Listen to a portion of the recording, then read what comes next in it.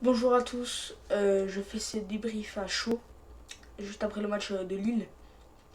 Donc il se peut que je sois insultant dans mes propos envers certaines personnes pendant ce match. Donc, débrief du match entre Lille et le PAOK. Victoire 4-3 du PAOK dans un match avec beaucoup de tension.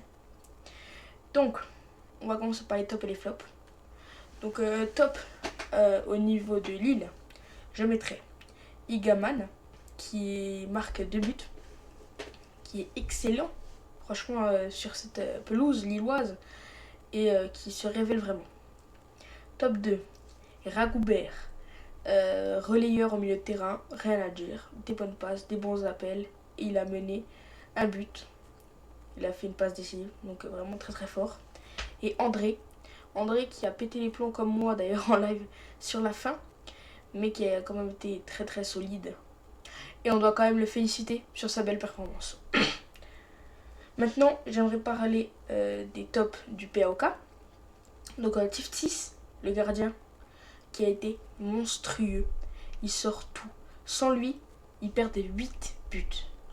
Et si on compte aussi les petites frappes, ils en prennent 15. 15. Vous vous rendez compte? Ce gardien est monstrueux et il va finir en Europe dans quelques années, moi je vous le dis. Après, je vais mettre Meite, qui est buteur. Donc, but très tôt dans le match. Et il a été excellent, il n'y a rien à dire. Et Constant Elias, qui a été aussi excellent. J'ai rien à dire sur lui, il a été vraiment parfait.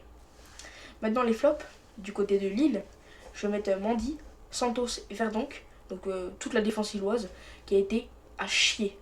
Nul. Prendre 4 buts en un match par PAOK, c'est pas normal. Vous avez été nuls. Vous êtes nuls à chier, Lille. Franchement, la défense de Lille est pourrie. Je suis même pas supporter de Lille. Je supporte l'OM. Mais je peux pas comprendre comment tu peux prendre 4 buts. Puer la merde, la défense de Lille. Franchement, ça dégoûte. Maintenant, les flops au niveau du PAOK. On a Chaloff, le buteur, qui a été nul. Il n'a pas eu un but, il n'a pas eu une action. Despodov, pareil, ailier droit qui n'a servi à rien du match. Et Kedioria, qui prend un rouge à la dernière seconde, bon, il sert à rien.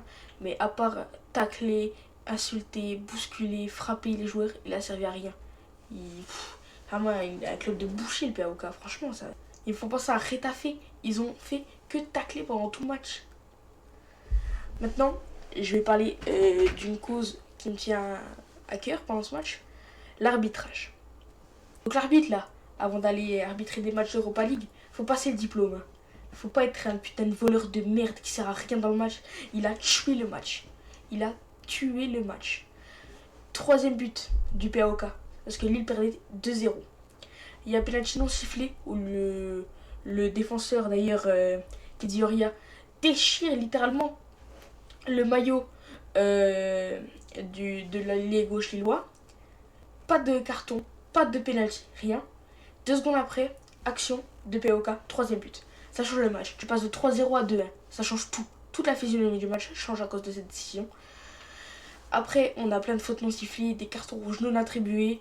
Vraiment, l'arbitre, je vais pas en parler beaucoup parce que je vais commencer à lui insulter tout son arbre généalogique à cet arbitre. Bref, on va passer sur autre chose. Donc, il se peut que j'ai été agressif pendant le live. Au show, sachant que c'est une équipe française, bon voilà, je me suis peut-être un peu emporté et j'ai pété les plombs. Bref, passons sur les autres matchs. Crystal Palace contre l'AEK Larnassa. Match très décevant de Crystal Palace qui vont perdre 1-0. Donc, j'ai pas vu le match donc je peux pas trop vous dire, mais je trouve ça honteux de la part de Crystal Palace de perdre contre Larnassa. Feyenoord Rotterdam contre le Panathinaikos. Je ne peux que me réjouir en tant que supporter marseillais, sachant que le Panathinaikos nous a volé notre qualification, encore face à l'arbitrage, il y a 2 ans auparavant. Et pour finir, Celta Vigo et Nice. Nice, de toute façon, j'ai pas grand chose à dire sur Nice, parce que leur club, leurs joueurs, il n'y a pas grand chose non plus. Il n'y a rien, c'est vide. Nice vont perdre 2-1 à Celta Vigo. Bon, le match était difficile. Celta Vigo est un très bon club. Ils font que perdre, ils sont nuls, Nice. Ils salissent la France en UEFA. Ils salissent le palmarès français. Je sais même pas ce qu'ils foutent encore en Ligue 1, sérieusement. Donc voilà pour les autres matchs. Maintenant, on va parler de récapitulatif de la France sur ces matchs-là. Pour commencer, l'Olympique de Marseille qui va perdre au Sporting 2-1. Il y a eu des faits d'arbitrage, mais pas assez pour pouvoir se révolter, je trouve. Donc une défaite méritée. Nice qui perd 2-1 face à Celta Vigo. Défaite méritée aussi. Lille qui va perdre 4-3 contre le PAOK. Défaite volée. Vraiment complètement volée.